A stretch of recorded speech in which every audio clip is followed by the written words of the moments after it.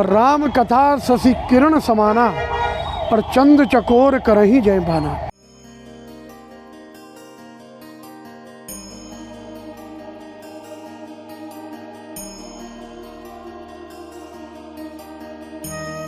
नमस्कार, आप देख रहे हैं नेशन वन और मैं आपके साथ दिव्या पेन्योली। और आज हम मौजूद हैं दर्शन लाल चौक पे पंचायती मंदिर में। जैसे कि आप सभी जानते हैं 22 तारीख को रामलला का प्राण प्रतिष्ठा का आयोजन है अयोध्या में, जिसकी तैयारी धूमधाम से चल रही है। ना सिर्फ अयोध्या में बल्कि देहरादून में भी धूमधाम से उसकी तैयारियां चल रही हैं। आपको बता रही कि यहाँ देहरादून के सभी बाज़ारों में जय श्री राम के झंडे हर दुकान में लग चुके हैं और हर मार्केट को झंडों से सजाया गया है। तो इसी से हम बातचीत करेंगे पंडित जी से। आइए चल के जानते हैं उनसे कि 22 तारीख को उन्होंने किस किस कार्यक्रम का आयोजन किया है। अभी हमारे साथ मौजूद हैं जो देहरादून में घंटाघर के पास पंचायती मंदिर है, उनके पंडित जी। आइए इनसे जानते हैं कि 22 तारीख को, जैसे कि आप सब जानते हैं कि राम मंदिर का उद्घाटन हो रहा है, वहाँ पे प्राण प्रतिष्ठा का कार्यक्रम है, समारोह है।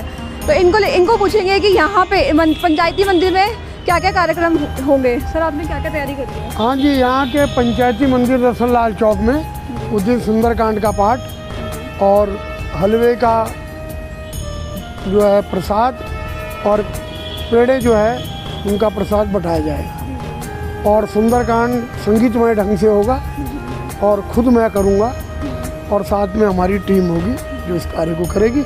कार्यक्रम ठीक 10 बजे शुरू हो जाएगा और हम जो वहाँ का मुहूर्त का टाइम है 12:29 के बीच में, जिसको कहते हैं अभिजीत मूर्त, जैसी वहाँ मूर्ति पूरी जो है रख दी जाएगी या उद्घाटन हो जाएगा, उसके पश्चात भगवान की आरती और प्रसाद वितरण का कार्यक्रम, ये हमने कार्यक्रम रखा। आपको कैसा लग रहा है?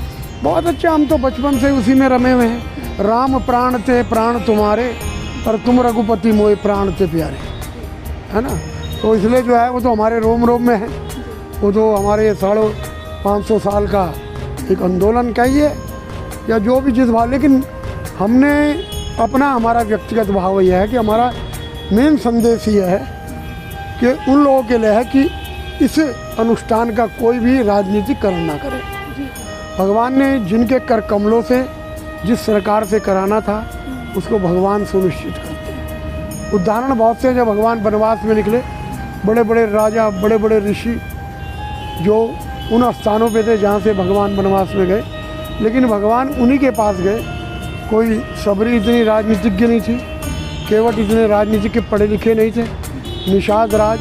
और जिन जिन ऋषियों से भगवान मिले, जो है भारद्वाज जी हैं, अत्रि ऋषि जी, या और जिनके गौतम ऋषि जी, जिन जिन से भगवान का जो है संवाद हुआ, मुलाकात हुई है, भगवान ने तो, क्योंकि परमात्मा वही होते हैं जो सबको सर्व समान समझते हैं। भगवान ने यहाँ तक कि जटायु का कितना बड़ा उनका प्रसंग आता है कि भाई भगवान ने खुद उनका जो है जय संस्कार किया अपने कर कमलों से।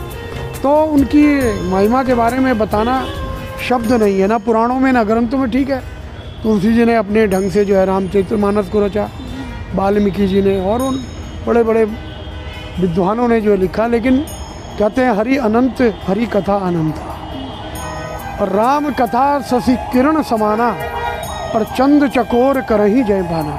इंसान का तो क्या उनकी कथा सुन के भला होता है, यहाँ की चंद चकोर पशु पक्षी भी उनकी कथा को सुनकर धन्य हो गए।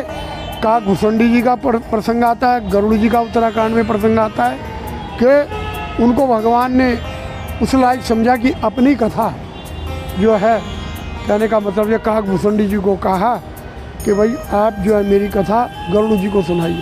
तो उन्होंने कहा वो सुन लेंगे, क्योंकि सबसे पहले अपनी ईगो को, अहंकार को ख़त्म करना पड़ता है। अब गरुड़ जी को ये सबसे बड़ा अहंकार था कि मैं तो पक्षियों का राजा हूँ, और कौवा है पतित, ये मुझे क्या ज्ञान देगा। तो कहने का तात्पर्य भगवान तो भाव और श्रद्धा और भक्ति के भूखे हैं, और हमारा सबसे यही संदेश है, आप मनाइए लेकिन इस पूरे उत्सव का इसका राजनीतिकरण ना करें।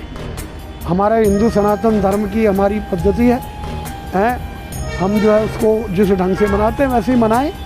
और भगवान तो सबके हैं, वो तो रोम रोम में है, उनके लिए कोई भी मतलब कोई ये कह ही नहीं सकता कि भगवान राम के तो आज ये जो संसार चल रहा है, पूरी दुनिया जो चल रही है, ये उनकी कृपा से ही। जहाँ पर कृपा राम की हुई और ता पर कृपा करें सबको। इसके ऊपर प्रभु राम की कृपा हो जाए। हमने तो इतना भारतवर्ष ने इंतज़ार किया है, तो अब प्रभु राम की कृपा हो गई है। आश्चर्य भी करना ही चाहिए, जो हमारा इतना प्राचीन संकल्प था आज। आइए चल के कुछ मातृशक्ति से भी बात करते हैं कि उनको राम मंदिर को लेकर कैसा लग रहा है। कैसा लग रहा है आंटी आपको कि राम मंदिर? हमें बहुत अच्छा लग रहा।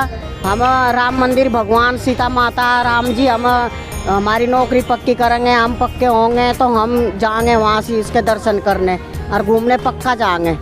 हमें बहुत अच्छा लग रहा, बहुत खुशी है। हम झंडे भी लगाएंगे, 21 तारीख को झंडे भी लगाएंगे हम।